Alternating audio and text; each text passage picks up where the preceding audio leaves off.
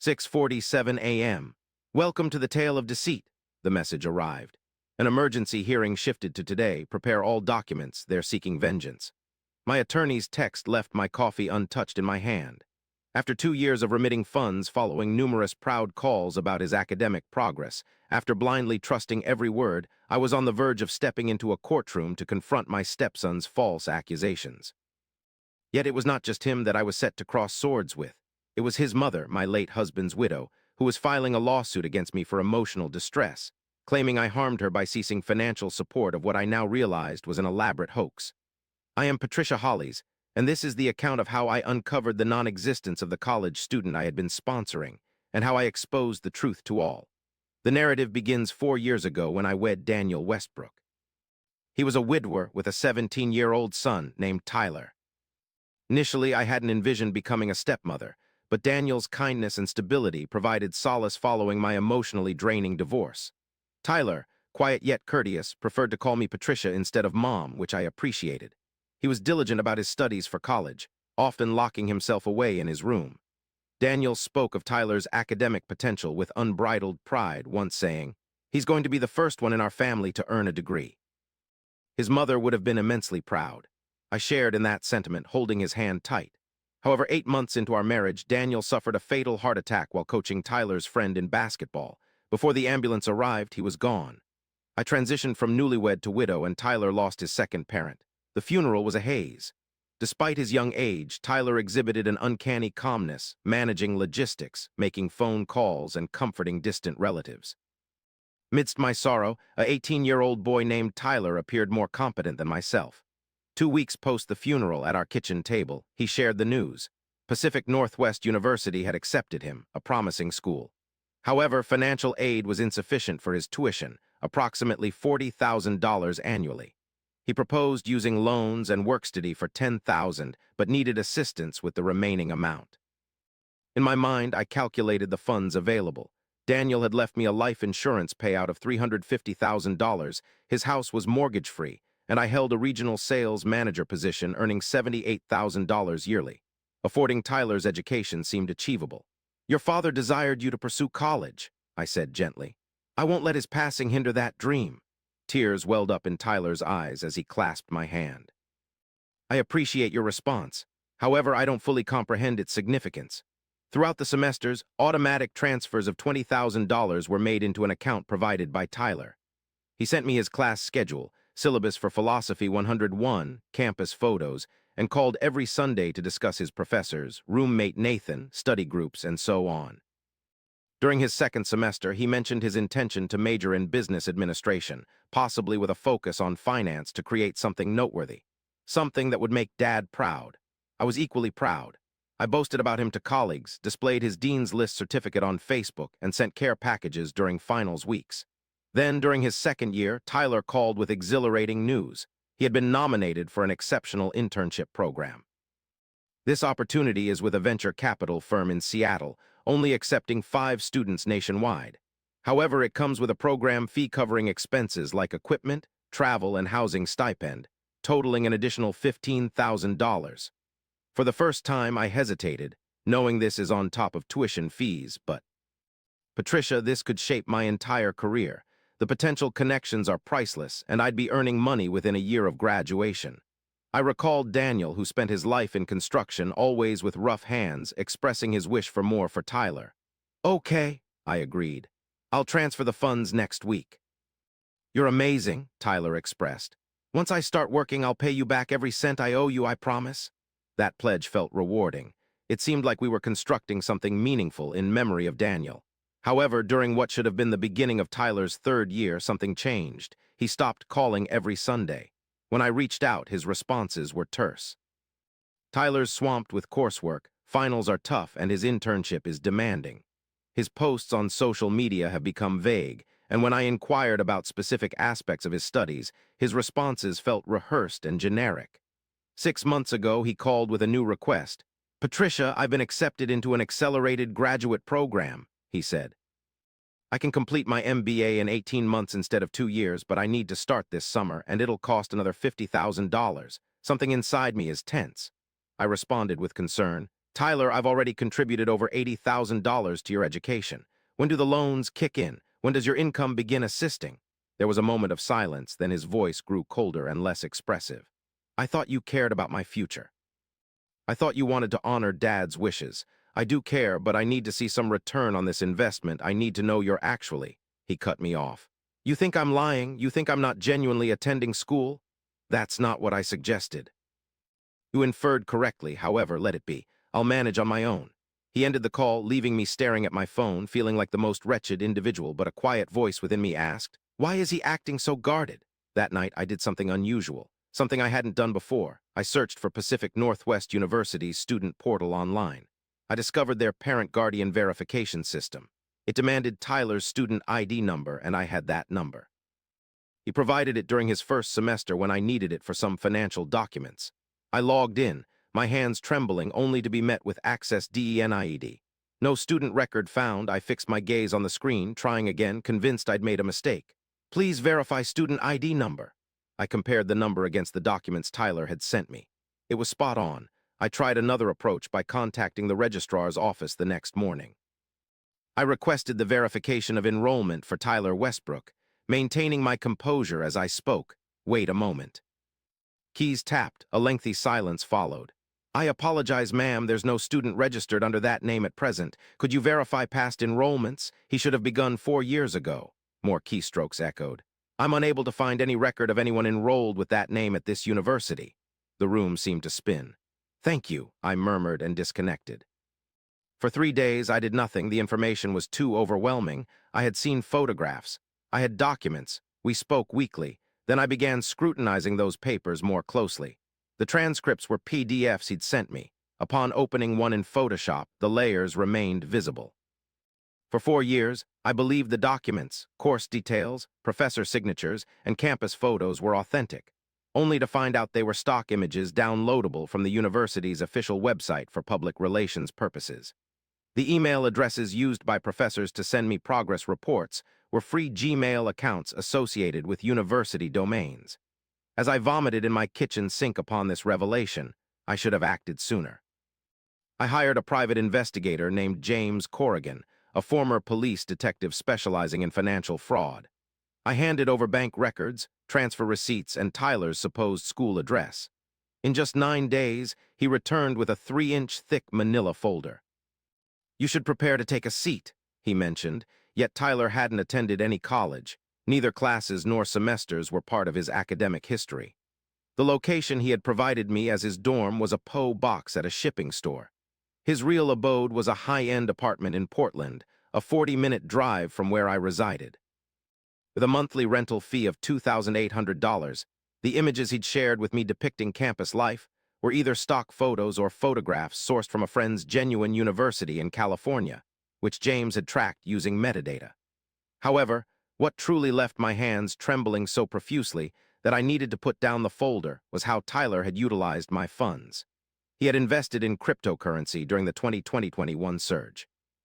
He had made substantial profits and then lost most of it in the 2022 market crash. Tyler had adopted an extravagant lifestyle: designer attire, a leased BMW nightclub bottle service, trips to Cabo with friends, and Instagram posts showcasing him on yachts at exclusive clubs, flaunting Gucci and Rolex. His captions boasted of living the dream and self-made success, using his late husband's life insurance money. There's more, James murmured quietly. Tyler's mother, Veronica Westbrook, was alive and residing in Eugene, Oregon.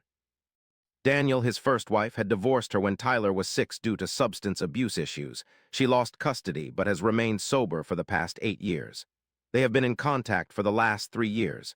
The revelation left me reeling. Why would Daniel lie about her being dead? James merely shrugged in response. Perhaps he opted for simplicity, possibly shielding Tyler from queries, or perhaps Tyler had mentioned she was deceased. This is what I struggled to recall. Had Daniel ever directly stated that she was dead, or did I merely infer it from Tyler's remarks and his silence? I wondered as James's countenance grew grim. Is Veronica aware of the money? I inquired. Indeed, she has been advising Tyler on the entire scheme, he replied, pushing a stack of printed messages towards me. Tyler, Veronica, you need to play on her guilt, remind her about Daniel. If that doesn't work, we move to Plan B. I'll sue her for emotional distress, accuse her of maliciously cutting you off. We could potentially secure another $50K in settlement," he added, causing me to gasp for breath. James stated they had been plotting this even before Daniel passed away. He uncovered earlier documents. Veronica advised Tyler to get close to you for the purpose of ensuring Daniel married you due to your financial security. I felt like I might vomit again. I asked softly, "What should I do?" James leaned closer. "You should gather evidence, prepare for legal battles as they will now attack you for terminating funding, and when they do, bury them with your evidence." 3 weeks later, a lawsuit arrived. Veronica Westbrook was suing me for $125,000 in emotional damages, claiming I maliciously cut off support for her son's education and intentionally harmed his future after gaining his trust. Tyler was also listed in the suit, accusing me of breaking verbal promises and causing him significant mental anguish. Upon reviewing the complaint, my lawyer, Simone Kaufman, began laughing.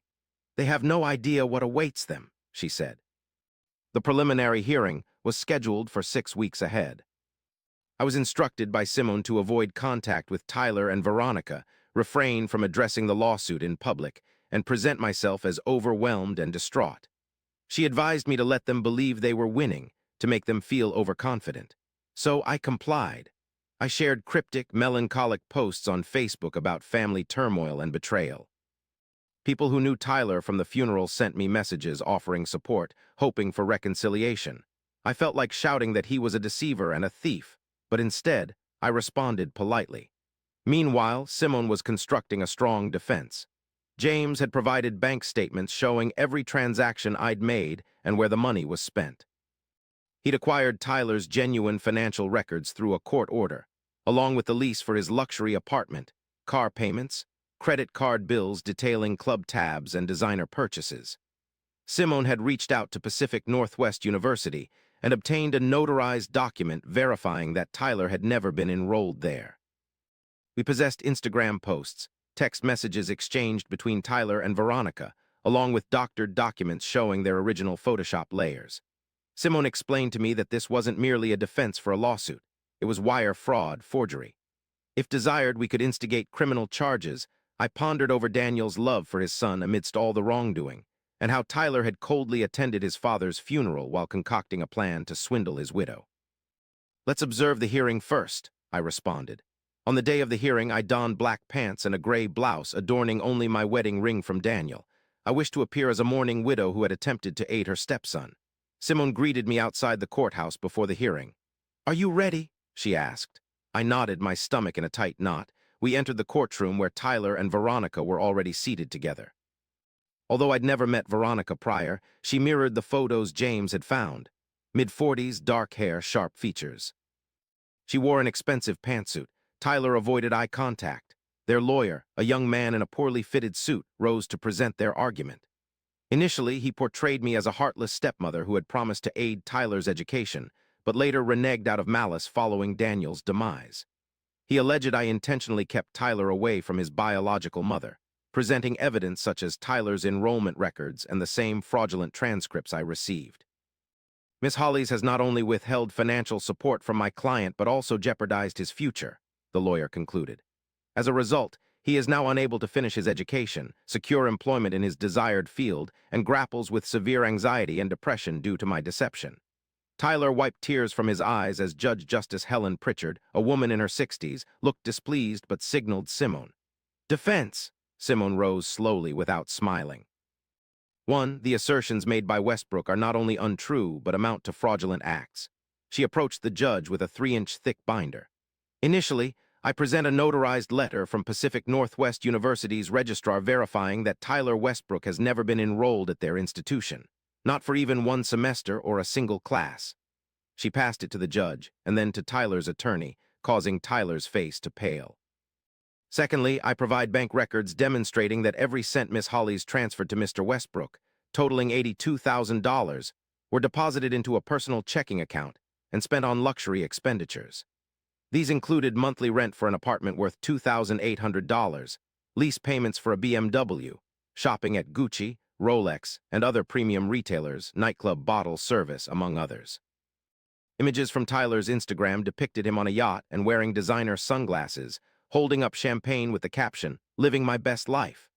These were posted while he was supposedly swamped with studies and financially strapped. Tyler's lawyer hurriedly flipped through the folder. Veronica's expression turned frosty, and Simone wasn't finished yet. Third, I present forensic analysis of the documents provided by Mr. Westbrook to Miss Hollies, revealing they were manipulated using Photoshop. The source template was obtained from a website selling fake diplomas and transcripts. She displayed the evidence, the visible layers of the Photoshop files, the screenshots of the website, and the side-by-side comparisons. Fourth, I have text messages between Mr. Westbrook and his mother, Veronica Westbrook, detailing their plan to deceive Miss Hollies. She read them out loud. She's growing wary about the grad school funds. Use guilt, bring up Daniel to sway her. If it doesn't work, we fall back on Plan B. I'll sue her for emotional distress if she refuses. In court, the room fell quiet. Justice Pritchard addressed Tyler through her glasses. Mr. Westbrook, did you falsify your enrollment at Pacific Northwest University? Tyler hesitated, unable to respond.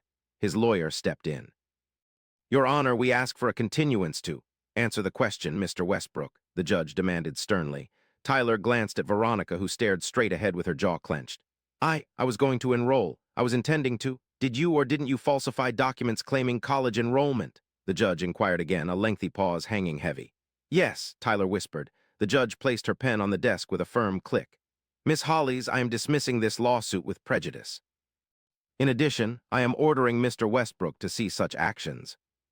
In full payment of your legal costs, estimated to be considerable given the accumulated evidence, Westbrook and Miss Westbrook have been instructed by Simone to stand up. Your Honor, Simone addressed, my client also wishes to secure a restraining order against both parties if granted. The judge fixed Tyler with an expression of disapproval. Tyler, it appears you have engaged in fraud and forgery, Mr. Westbrook. Copies of all submitted evidence today will be given to the district attorney's office.